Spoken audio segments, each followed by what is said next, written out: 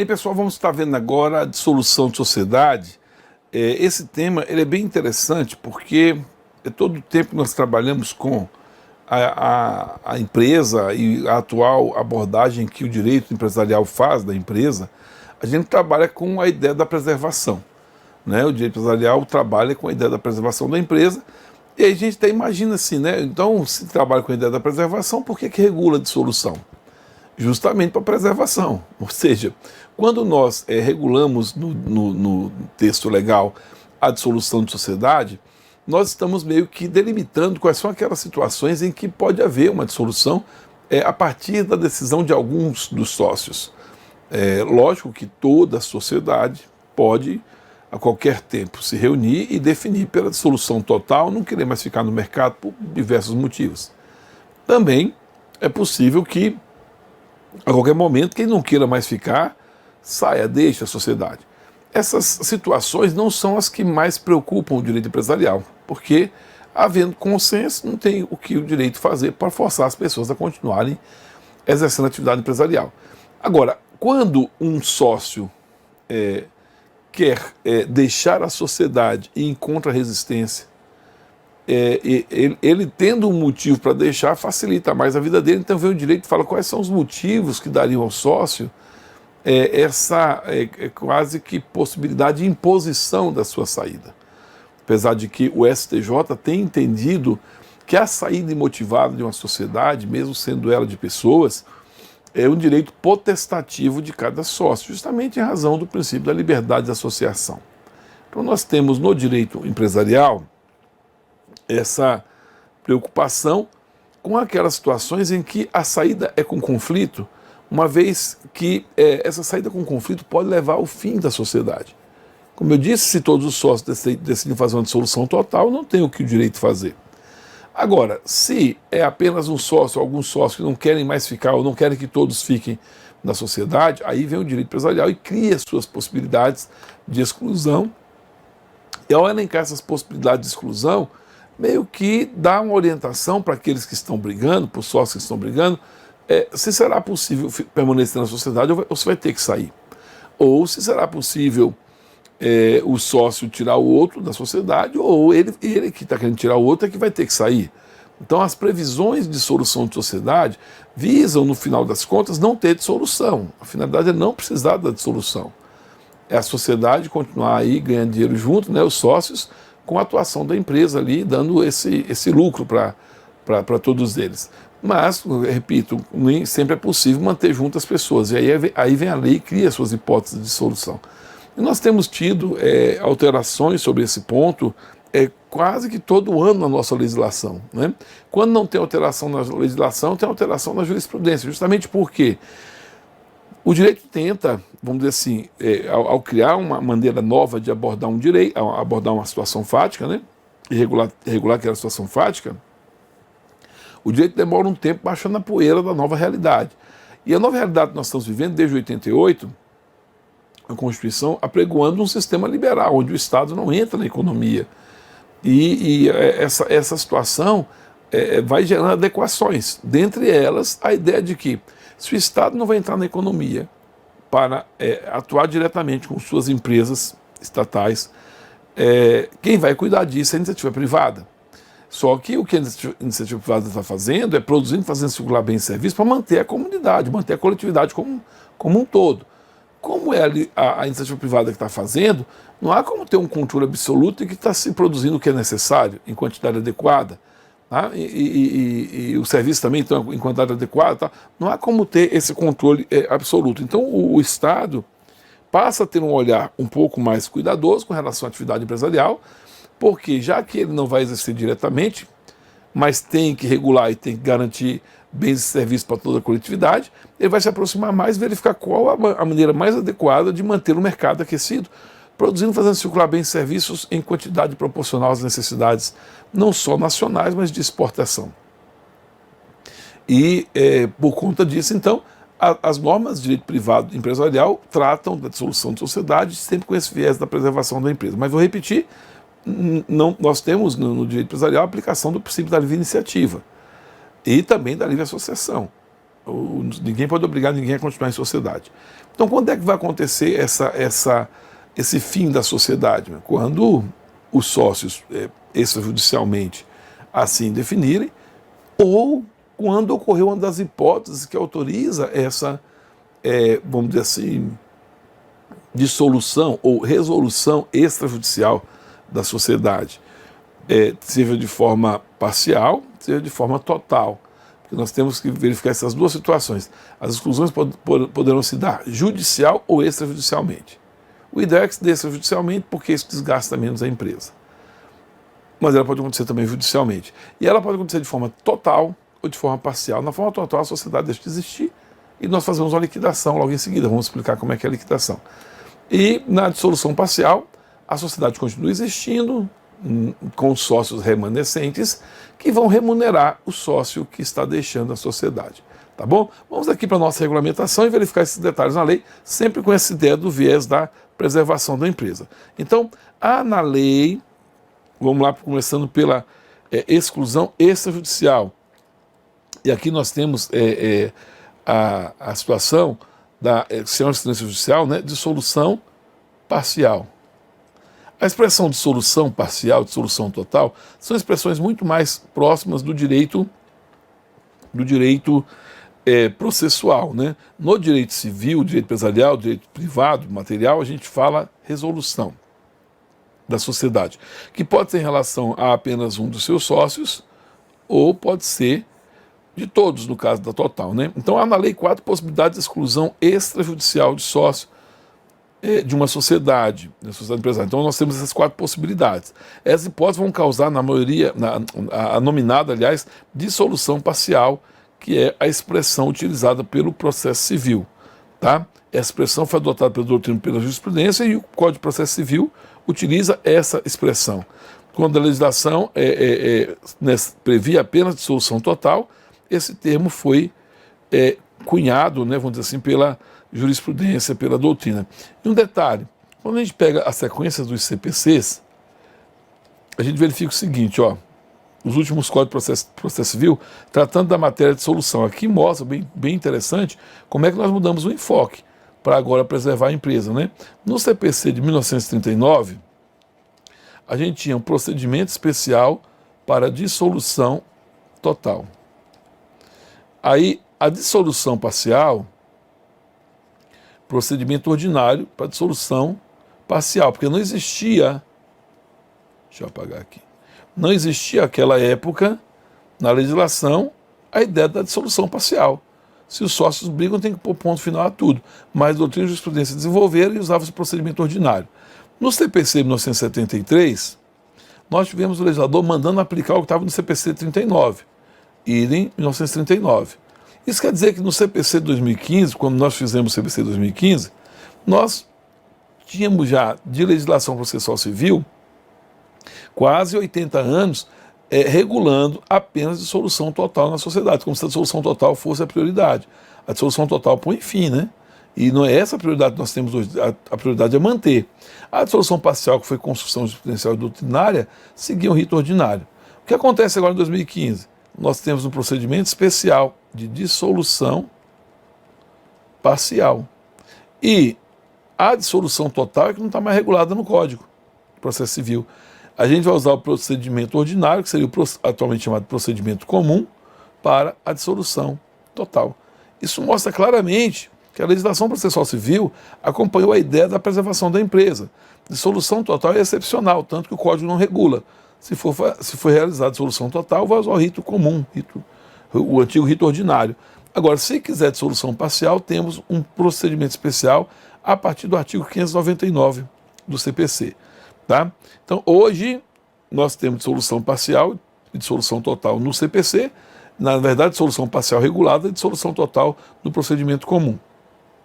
Na linguagem do direito privado, nós estamos utilizando resolução da sociedade em relação a um dos seus sócios, como sendo a maneira de identificar, né, aqui essa situação em que um sócio deixa a sociedade e os demais permanecem. Ok? Aí, quais são as 4 situações de dissolução parcial ou de resolução da sociedade em relação aos seus sócios, pela via extrajudicial, sem precisar passar pelo juízo. Já resolve extrajudicialmente. Primeiro, sócio falecido, artigo 1028. O 1028, ele vai nos informar, eu não coloquei aqui não, vamos lá. Ele vai nos informar que em caso de morte, liquida a cota e remunera com um valor, né, o espólio. Essa é a solução hoje para o caso do sócio falecido. Por que a solução do Código Civil é essa para o sócio falecido? Preservação da empresa.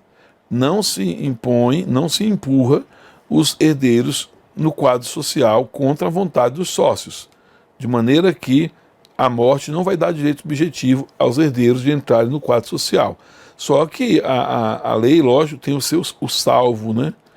O salvo, se o contrato social dispuser diverso, se os sócios quiserem a dissolução total, no lugar da parcial, ou os sócios e os herdeiros fazem um acordo para que eles entrem. Então, a regra para não dar briga é: morreu, a cota é liquidada e o espólio vai ser remunerado, os herdeiros vão ser remunerados. Não tem direito subjetivo de entrar na sociedade, a não ser que o contrato social tenha uma cláusula prevendo isso, a não ser que os sócios remanescentes queiram dissolução total, a não ser que os sócios herdeiros cheguem a um acordo para que os herdeiros entrem no quadro social. Tudo em nome da preservação da empresa, mas a regra é: faleceu, liquida a cota. Sócio retirante. Aqui nós temos dois caminhos: o retirante imotivado, retirada imotivada, e a retirada motivada. No imotivado, nós temos o artigo 1029. Diz a lei que aqui basta o sócio notificar com 60 dias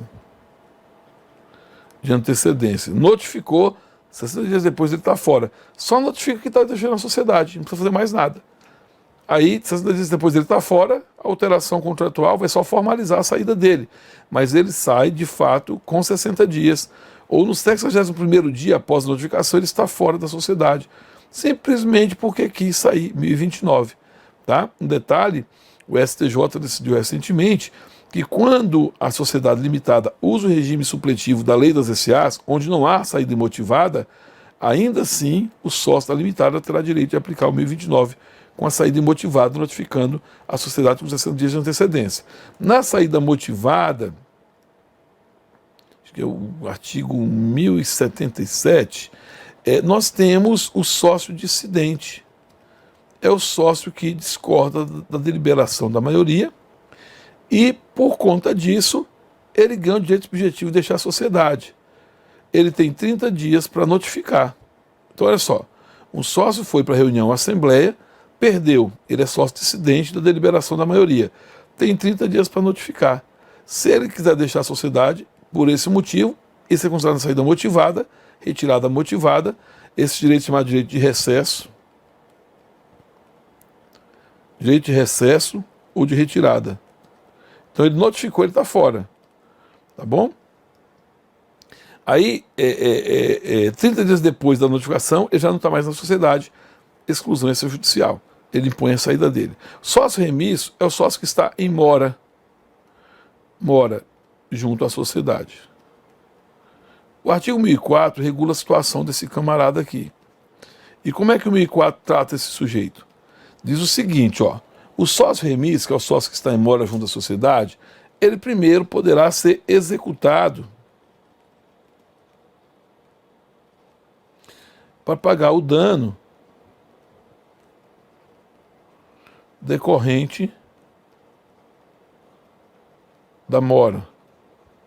Primeira coisa. Então, para fazer isso aqui, não precisa de autorização de nada. Basta o sócio administrador já... Ele está causando dano porque está demorando a integralizar, os prejuízos que ele está causando. Por exemplo, a sociedade está tendo que pegar empréstimo no banco, ele paga os juros, as taxas e tudo. Então a execução do dano decorrente da mora não precisa de autorização de ninguém. Agora, as duas últimas soluções aqui, vai precisar da decisão da maioria dos demais sócios, que seria o seguinte: primeiro, reduzir a cota ao valor integralizado. Vamos imaginar que ele tivesse integralizado 100 mil reais, só integralizou 10 mil reais. Nesse caso, a cota dele passa a ser de 10 mil reais. Reduz a cota para 10, acabou, não tem que integralizar mais nada. Vai ficar com uma cotinha pequena. Ou ele pode ser excluído, né? Então ele pode ser executado do dano decorrente da mora, pode ter a cota reduzida ou pode ser excluído, que é o que nós estamos colocando aqui como sendo causa de dissolução de sociedade. E a causa última, a exclusão por justa causa. Vou falar dela depois, que ela tem alguns detalhes bem interessantes, mas isso aqui é como se fosse um tribunal do júri privado. Aqui são os sócios expulsando, né? E o motivo são os sócios que estão dizendo que existe. Vou estar explicando para vocês já essa exclusão por justa causa. Deixei ela um pouquinho depois, que é um pouquinho mais complicado. Aí, eu estou colocando aqui os 3 tratamentos possíveis para o remisso, tá? Aqui um mapa mental para você lembrar. Ó. Executar-lhe o dano decorrente da mora, reduzir-lhe a cota ou excluir do quadro social. Essas duas últimas aqui, soluções, estão no parágrafo único do artigo 1004 do Código Civil. Essa primeira aqui está no caput.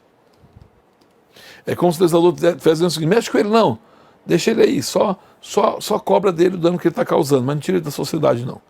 Tá? Então essas foram as exclusões pela via extrajudicial. Pela via judicial, quais são as exclusões que nós podemos ter? Expulsão parcial ou a retirada de um sócio mantendo os outros no quadro, né? Bem, nós podemos dizer assim: olha, existe um sem número ou diversas situações que podem levar à retirada ou expulsão de um sócio numa sociedade pela via judicial. Sendo pela via judicial, vai garantir direitos, né? Defesa e tal. Então, eu posso ter exclusão por vários motivos. Eu coloco 2 aqui. Um divórcio, por exemplo. Você tem sócios que são casados e divorciam. Tem outros sócios com eles, mas não dá para continuar mais os 2 na sociedade. Pelo divórcio, eu posso ter a exclusão de um sócio. Fim da afeição social. Os sócios brigaram. Aí, o que levou ao fim da afeição social, você tem 1 milhão de situações. Todas elas podem ser levadas via judicial para excluir o sócio. Então, a lista que nós vamos colocar aqui, que está as 5 hipóteses, desculpa, 5 hipóteses, não é um rol fechado, é um rol aberto. Essas 5 hipóteses pode dar mais segurança. É como se dissesse assim: se essas 5 aqui acontecerem, o sócio tem que estar consciente que ele está fora. Né? Ou o sócio tem que ter a consciência que podem expulsar. Essas legais aqui é para trazer paz, não é para trazer guerra não. E não é dando ideia não, tá? É melhor colocar isso aqui na lei e você evitar choques mais graves do que colocar na mão do juiz para decidir quando é que expulsa, quando é que não expulsa. Pelo menos em 5 situações, a exclusão judicial, a expulsão, está bem definida na lei, tá? Então, nossa lei traz 5, apesar de eu poder ter diversas situações que levem à dissolução, nós temos 5 hipóteses previstas em lei em que a exclusão vai percorrer o caminho judicial e cria uma espécie de direito subjetivo para aqueles que podem pedir a retirada dos demais. Tá? Quais são as situações? Sócio que se retira da sociedade por prazo determinado. Qualquer sócio que queira deixar a sociedade que seja por prazo determinado, mesmo com a concordância dos demais, não poderá fazê-lo extrajudicialmente. Ele vai ter que demonstrar justa causa de por que está deixando a sociedade antes do tempo. É bem simples. Quando uma pessoa assina um contrato social de uma sociedade por prazo determinado, ela não está assumindo somente perante os demais sócios que ela vai continuar na sociedade. Ela está assumindo isso perante toda a coletividade. Ela está dizendo para a sociedade, a coletividade como um todo, não só para os seus sócios, que podem contar que ela vai ficar ali na sociedade até aquele prazo. Então, por exemplo, quem negocia com a sociedade dessa, fornece produtos para receber em 3, 4, 5 anos o pagamento, faz esse negócio confiando que aquele sócio vai estar ali durante aquele período. Quando esse sócio sai, então não pode sair aleatoriamente, porque senão alguém coloca uma pessoa com nome muito forte numa sociedade, Essa pessoa com nome forte diz lá que a sociedade é por 10 anos, ela vai ficar os 10 anos na sociedade. Outras pessoas fazem negócio com essa sociedade porque aquele sócio está ali. Um ano depois que ele registrou, ele sai. 9 anos antes da data que ele disse que sairia, ele sai. Então ele está descumprindo o que ele falou frente à coletividade, a todas as pessoas da coletividade, não somente frente aos demais sócios que contrataram com ele. Tá? Por conta disso é que na saída de sócio por prazo determinado, a exclusão terá que ser feita judicialmente, tá? Nem é que tenha briga entre os sócios, nem precisa ter briga não, tá bom? Tem que ser pela via judicial. Falta grave. O 1030 Caput traz duas situações de exclusão total, a falta grave e a incapacidade superveniente. No caso da falta grave, isso está gerando atrito entre os sócios. Não há rol do que seria falta grave. Mas como a via é judicial, a falta grave pode ser alegada perante o juiz e o juiz vai dizer se entende ser aquilo ou não uma falta grave para poder excluir o sócio. Mas outra coisa interessante, quando alguém entra com ação de dissolução de sociedade alegando falta grave do outro sócio, se não tiver falta grave, nós temos um problema, porque acabou a afeição social. Aí pode ser que o juiz não julgue procedente pedido por falta grave, mas vai julgar procedente por falta de afeição social. Então, 1030 Caput não temos essa lista, tá? Só para lembrar aqui, concorrência desleal, difamação da sociedade pelo sócio, revelação de segredo empresarial, são exemplos de situações em que a jurisprudência tem reiteradamente reconhecido que há falta grave. Veja que a falta grave, ela diz respeito à relação do sócio com a sociedade que está causando prejuízo para a sociedade. Incapacidade superveniente. Aqui é o seguinte, gente, a ideia não é retirar da sociedade o sujeito porque ele ficou incapaz e não vai poder mais trabalhar. A questão seria a possibilidade de quebra da affectio societatis em relação ao curador. O curador que vai falar por esse sócio, entre os sócios e o representante, vou colocar assim, do incapaz. Aqui está o problema. A via judicial ela é trazida para permitir que o sócio demonstre que não há como continuar com aquele sujeito ali que está representando o que ficou com incapacidade superveniente. E às vezes também todo o vínculo feito com esse sócio que ficou incapaz tinha a ver com as habilidades que ele tinha para o negócio. Então o representante dele não terá a mesma habilidade. Então os sócios vão ter que tomar outro rumo. Então eles podem judicialmente excluir o sócio que ficou incapaz. Veja que a exclusão judicial, ou seja, ou incapaz a ajuização para deixar a sociedade, ou os sócios que continuam capazes ajuizam a ação para expulsá-lo. É o mais comum. E essa expulsão tem a ver não com a incapacidade em si, mas com a quebra da affectio societatis em relação ao representante. Tá? Aí nós temos depois, no parágrafo único, também do 1030, as duas retiradas judiciais, ou por decisão judicial, que nós chamamos de exclusão de pleno direito. E elas são bem óbvias, nós já explicamos para vocês que a cota pode ser liquidada, né? A cota do sócio pode ser liquidada para pagar a dívida particular dele, ou ele pode falir e pegarem a parte dele na sociedade para pagar lá na massa falida as dívidas da massa. Tá? Então eu teria dissolução de pleno direito nessas duas situações, porque o sócio, o quinhão dele está sendo liquidado. Ele sai da sociedade porque o quinhão está sendo liquidado. E liquidado numa decisão judicial que está declarando a falência dele, ou na decisão judicial que está liquidando a cota dele para pagar a dívida particular. Nas duas hipóteses, ele está fora de plano. Então, essas são as exclusões judiciais, tá? Então, na explicação está aqui o 1030 Caput, traz as duas situações, da falta grave e da incapacidade superveniente. Colocamos os motivos, né? No caso da falta grave, não há rol legal, mas esse sócio está causando prejuízo para a sociedade, por isso ele pode ser expulso. E na incapacidade superveniente, o que acontece é o fim da affectio societatis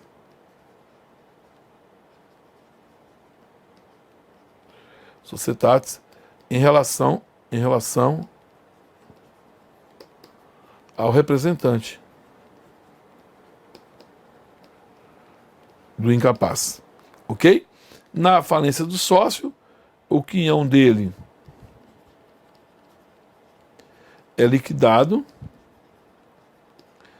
e o valor obtido é destinado à massa falida. Ok? No caso da liquidação, o quinhão, a cota, né, é liquidada e o valor obtido é destinado, o valor da cota liquidada é destinado ao credor particular.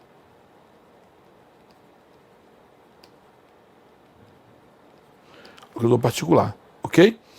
Aí nós temos a exclusão por justa causa. Essa é extrajudicial. O que eu preciso? O 1085 fala assim: quando a maioria dos sócios representativos de mais da metade do capital social entender que um ou mais sócios estão pondo em risco a continuidade da empresa, em virtude de ato de negar gravidade, poderá excluí-los da sociedade. Aí nós temos aqui um resuminho. A lei fala assim, ó, ressalvado o 1030 e o 1004, ou seja, se não der para excluir pelo 1030, que é a exclusão judicial, ou não puder excluir pelo 1004, que é a exclusão do remisso, aí é que eu vou para a exclusão por justa causa. Então, a exclusão por justa causa, ela é residual. Primeiro, eu vou excluir se tiver o remisso, se não der pelas causas da judicial, só aí que eu vou para a justa causa. O que é que eu preciso para excluir por justa causa? Previsão contratual da exclusão por justa causa. Tem que estar previsto no contrato social, que nessa sociedade cabe exclusão por justa causa. Decisão da maioria dos sócios que possua mais da metade do capital social. Então, é uma maioria qualificada. É mais sócio. Aqui tem que ser mais da metade, mais de 50%, e tem que ser mais de 50% também do capital. Esse sócio tem que ter mais de 50% do capital social. A questão de estar pondo em risco a continuidade da empresa ou praticado ato de gravidade é meio subjetivo, porque quem decide isso? Os demais sócios. A lei fala, parágrafo único, que a exclusão da-se-á em uma reunião, parágrafo único do artigo 1085, tá? A exclusão da-se-á em reunião previamente convocada para essa finalidade, ciente o acusado para que compareça e se defenda. Olha como uma coisa é séria. O sócio é tratado como acusado. E ele vai ter direito de defesa. Quem vai decidir se exclui ou não? Os demais sócios. Por isso que eu disse que é um tribunal do júri privado. Uma vez que você entra numa sociedade que tem essa cláusula no contrato, qualquer tempo você pode ser excluído subjetivamente pelos demais sócios. Ok? Aí qual a diferença da exclusão por justa causa para exclusão por falta grave? Falta grave é judicial, é o juiz que diz, define, ele que julga, ele fundamenta para dizer que houve falta grave. Justa causa para exclusão, a extrajudicial, a definição é pela maioria dos sócios. Então a decisão ela é muito mais objetiva e depende muito da cabeça dos sócios. Tá? A dissolução total também poderá ocorrer de forma extrajudicial ou judicialmente. Esse fenômeno corresponde à mortalidade do empreendimento. Ninguém quer isso, né? Mas eu posso ter dissolução total também pela via extrajudicial ou judicial. As hipóteses legais foram também devidamente delimitadas. As situações de extrajudiciais, né, de dissolução total, estão no artigo 1033 do Código Civil. Vencimento do prazo de duração, inclusive fala que a sociedade será dissolvida, então ela põe ponto final, acabou o prazo de duração, acabou a sociedade. Consenso unânime dos sócios, aqui tanto para prazo determinado quanto para prazo indeterminado, sendo que, se for prazo determinado, pode ser maioria absoluta também. Se a sociedade for prazo determinado, maioria absoluta eu posso ter dissolução total, tudo é extrajudicial, tá? Então veja, se é prazo determinado, eu só posso excluir totalmente se eu tiver unanimidade. Se for prazo indeterminado, tanto pode ser maioria absoluta como maioria, ou tanto pode ser unanimidade quanto maioria absoluta. Falta de pluralidade de sócios não restaurada em 180 dias. Ó que beleza. Revogada. Vou colocar no artigo no anterior. Isso aqui já não é mais causa de dissolução total. Você tem que saber disso, é o que vão perguntar na prova, a novidade, né? Já coloco no slide anterior. Extinção da autorização para funcionar. Extinguiu, acabou a sociedade, não tem como ela continuar. Tá? Onde é que está essa revogação aqui? A Lei 14.195, 2021, essa lei é do dia 26 de agosto de 2021. Ela, no artigo 57, revogou expressamente, no inciso 29, os seguintes dispositivos do Código Civil. Letra D, do 29, inciso 4º, que é justamente a dissolução por... Aqui, esse aqui é o inciso 4º, tá? Por ficar com sócio único. E o parágrafo único, que diz que podia transformar em EIRELI ou em empresa individual, caso quisesse. Pois bem, com a revogação desses artigos, o que nós estamos entendendo, gente? Todas as sociedades do Código Civil podem funcionar com apenas um sócio. No caso da comandita, 2, ou seja, um de cada tipo. Tirando a comandita, que tem que ter um de cada tipo, a sociedade de direito brasileiro não vai mais se extinguir se elas ficarem com um sócio único. Isso não é mais motivo, porque o inciso 4 foi revogado, ok? Então não temos mais essa dissolução extrajudicial. Pela via judicial, como é que eu consigo a dissolução total de uma sociedade? A anulação da Constituição, defeito do ato constitutivo, exaurimento do fim social, o sócio pode levar para a justiça mostrar que não tem mais como cumprir o fim social, e inexecuibilidade do objeto social, se não é inexequível também, pela via judicial, os sócios podem obter a dissolução total da sociedade, porque nesse caso não tem como continuar com alguns. Ó. O fim social acabou, não tem como a sociedade continuar. Foi anulado do ato constitutivo, opera efeito de pleno direito, sai do mundo jurídico. O objeto é inexequível, não interessa se com essa composição ou com outro, então é dissolução total mesmo, tá? Após a dissolução, nós vamos ter liquidação, apuração de haveres. Liquidação, quando for dissolução total, vou vender tudo para pagar o que deve.